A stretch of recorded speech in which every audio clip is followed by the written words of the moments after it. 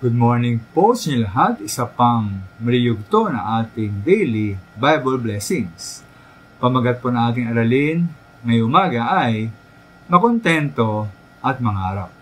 Makontento at mangarap. Minsan po ba ay nangarap tayo na sana ay iba ang kalagayan natin sa buhay? Na sana'y tulad ng kalagayan sa buhay ng ibang tao? Halimbawa, maaaring mababa ang ating sahod, malimit kulang ang ating pera, kaya huli po ang ating pagbayad sa mga bills. Laging tipid sa pagbili ng pagkain at mga groceries. Pati baon ng mga anak sa paaralan, tipid. At hindi tayo makabili ng bagong damit at sapatos. Kaya nangarap tayo na sana'y, halimbawa, isa tayong manager. Isang manager ng isang malaking kumpanya o pabrika na malaki sana ang ating sweldo at sana sagana tayo sa pera. Ngayon po, sabi naman na naman, maaaring nasa nangarap din tayo na halimbawa isa kang manager ng malaking kumpanya o pabrika o mataas ang ating posisyon sa isang opisina.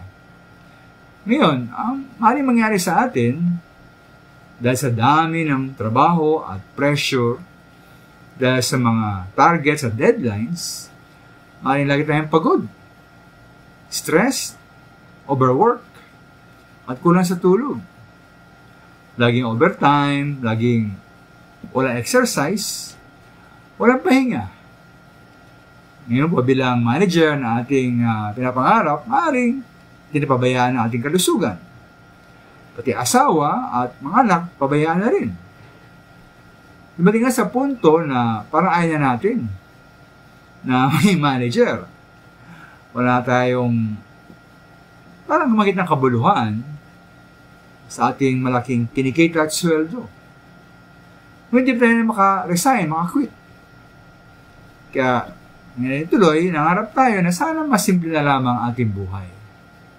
Ngayon, paano niyo kapansin dito na maging kasalukuyan na simple ating buhay o maaaring isang manager ng maraming kumpanya ay hindi perfectong buhay eh.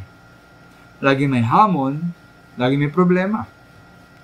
Kaya sabi po ni Pablo sa Philippians 4:11-13, natutunan niyang masiyahan, maging anuman ang kanyang kalagayan.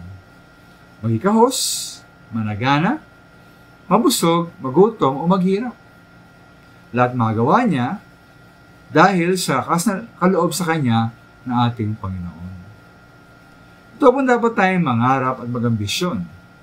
Dapat magtrabaho at magsikap.